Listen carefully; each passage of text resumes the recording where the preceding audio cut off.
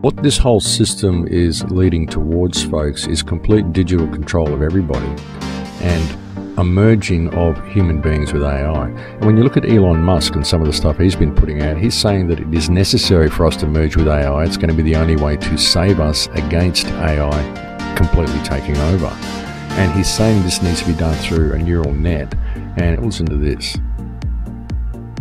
So I think if we can effectively merge with AI by improving that the neural link between your cortex and your digital extension of yourself, which already, like I said, already exists, just has a bandwidth issue, and then effectively you become an AI human symbiote, and if that then is widespread with anyone who wants it can have it, then we solve the control problem as well. We don't have to worry about some sort of evil dictator AI, because kind of we are the AI collectively. It already exists, just has a bandwidth issue. It just has a bandwidth issue. Pay close attention to what he said there. What he said was that this interface already exists. It's just that they have to improve the bandwidth. They have bandwidth problems. So how might these bandwidth problems be improved? Starlink is a form of space-based internet service. The aim of the service will be cheap global internet coverage with 5G service without need for extensive infrastructure or expensive contracts to keep customers locked in for years. Phase 1 of the Starlink constellation consists of 1,600 satellites, arranged into 32 orbital planes, with 50 satellites in each plane.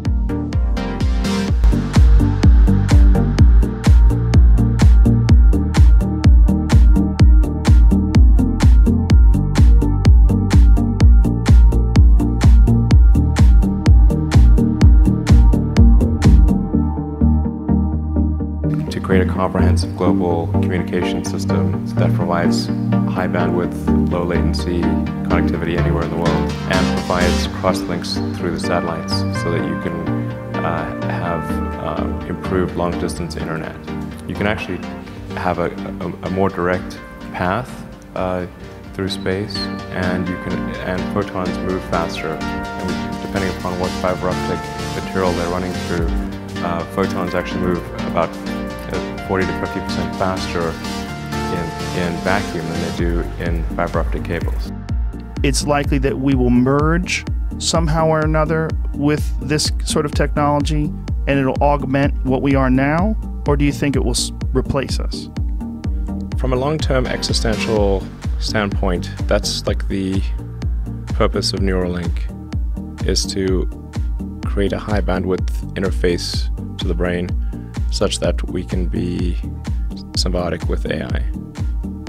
Because we have a bandwidth problem. You just can't communicate through your fingers, it's too slow. And where's Neuralink at right now? I think we'll have something interesting to announce in a few months. That's at least an order of magnitude better than anything else. Probably, I think better than probably anyone thinks is possible. How much can you talk about that right now? I don't want to jump the gun on that.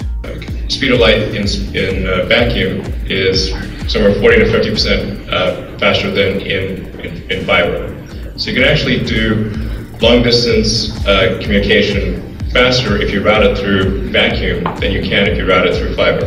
If, let's say you want to communicate from Seattle to South Africa. If you look at the actual path that it takes, it's extremely convoluted. It'll follow the outline of the continents. It'll go through 200 routers and repeaters, and the latency is extremely bad. Whereas if you did it with a satellite network, you could actually do it in 2 or 3 hops. Let's say at least an order of magnitude fewer repeaters or routers.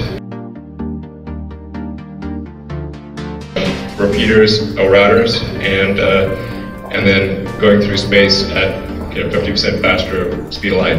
You're currently in a symbiotic relationship. Your cortex and limbic system are in a symbiotic relationship. And generally people like their cortex and they like their limbic system. I haven't met anyone who wants to delete their limbic system or delete their cortex. Everybody seems to like both. And the cortex is mostly in service to the limbic system. People may think that the thinking part of themselves is in charge, but it's mostly their limbic system that's in charge. And the cortex is trying to make the limbic system happy. That's what most of that computing power is oriented towards. How can I make the limbic system happy? That's what it's trying to do. Now, if we do have a third layer, which is the AI extension of yourself, that is also symbiotic. And there's enough bandwidth between the cortex and the AI extension of yourself such that the AI doesn't de facto separate, then that could be a problem. So the focus is going to be on creating a global communication system. This is quite an ambitious effort. So we're really talking about something which is, it's in the long term, it would be like rebuilding the internet in space. And the goal will be to have a majority of long-distance internet traffic go over this network, and about 10% of local consumer and business traffic. It's just that the data rate, the rate at which, or the communication rate between you and the cybernetic extension of yourself is slow. It's very slow. And that is like a tiny straw of information flow between your biological self and your digital self. And we need to make that tiny straw like a giant river. Huge, high bandwidth interface. It's an interface problem. Data rate problem. If you solve the data rate problem, then I think we can hang on to human-machine symbiosis through the long term. So I think it's something that definitely needs to be done, and it's a really difficult technical problem to solve. And at the same time, we also make sure we don't create Skynet. Ironically, the server room at SpaceX jokingly was called Skynet. If there's some AI apocalypse, it's going to come from some collection of sort of vast server farms, terrestrially based, not via the space-based communication system. I did think about that.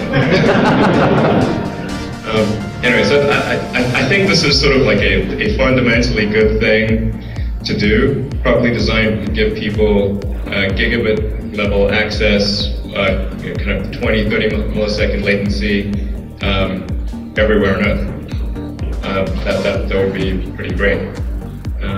And then that same system we could leverage to put it into a constellation on Mars, because Mars is going to need a global communication system too. And there's no fiber optics or wires or anything on Mars. So we're definitely going to need that. We're going to need high bandwidth communications between Earth and Mars. So I think a lot of what we do in developing an Earth-based communication system can be leveraged for Mars as well. Well, most people don't realize they are already a cyborg. The satellites we have in mind are going to be quite sophisticated, and there'll be sort of a smallish satellite, but with a big satellite's capability. By smallish, I mean in the few hundred kilogram range. Well, it can't be free because then, like, we're out of business. I mean, this would cost a lot to build. I mean, ultimately, over time, to build a full version of the system, we're talking about something that would, be $10 or $15 billion to create, maybe more. And this is intended to generate a significant amount of revenue and help fund a city on Mars. So this is, looking in the long term and say what's needed to create a city on Mars. Well, one thing's for sure, a lot of money. So we need things that will generate a lot of money. Spectrum that is omnidirectional and wall penetrating, that spectrum is extremely rare and limited. Spectrum that is not wall penetrating and that is very directional is not rare. It's sort of the difference between kind of a laser beam and a floodlight. You can have like lots of laser beams, in the limit that would be sort of a real tight beam communication. there's high scarcity for cellular bandwidth. There is not high scarcity for space-to-Earth bandwidth. Iridium satellites, which was a sort of a mere 70, we're talking more than order of magnitude larger volume. I mean, there may be some similarities to the way that the Iridium network was done, but in terms of the production, the way it's produced, it's going to be closer to the way that a car is produced or consumer electronics. So we take things even a step further, and if a satellite didn't work, you just basically take it out of the constellation and deorbit it. An analogy might be between, say, mainframes and PCs. So if you want to have a big data center serving millions of people, it's way better to have an array of cheap PCs than it is to have a few mainframes. And that's basically how all of the internet is served, is with millions of PCs on racks instead of mainframes. Like the main propulsion system we're going to have in mind for the satellite is a Hall effect thruster, which, I mean, not trivialize it too much, is basically like a loudspeaker. Okay, it's like a magnetic field. I think it's important to assume that terrestrial networks will get much better over time. One of the mistakes that, say, Televisic made was not assuming that terrestrial networks will get much better over time. So we need to make sure that the system we design is good, even taking into account significant improvements in the terrestrial systems. I do think there are some important differences between what we're doing and say, Televisic. In the case of Televisic, they were trying to talk to phones. And then that gets back to that problem of a roof-penetrating situation. And it's particularly difficult when stuff is coming from space. Like if you're in a skyscraper, it's got to go through 27 floors to reach you. That's not going to happen. Like there's nothing that will, short of like a neutrino, you can have like a neutrino phone. Yeah, I think we're going to have to pay a lot of attention to security. It would really be unfortunate if it got hacked and taken over. But it's going to require a lot of thought to make sure we are able to protect it from any hacking. 5G, first and foremost, is densification. So it's significantly more transmitters in close proximity to a human, and it is also a sophisticated, illegal, unlawful transmitter. What I mean by that is it is a high gain dielectric lens antenna, and what that allows 5G transmitters to do is to 3D map its environment in your home. The 868 megahertz frequency is specific for battlefield interrogation systems, so sub-gigahertz. It allows the signal to travel through concrete brickwork with ease, and it can actually data gather. It is a target acquiring system. Phased array is basically radar off the battlefield. It is extremely good at identifying targets and being able to lock onto targets. And not only that, it can specifically target you as an individual. So any judge sitting on an interesting case, let's say, any lawyer, any barrister, anybody doing any work that is potentially controversial, your life could be at threat.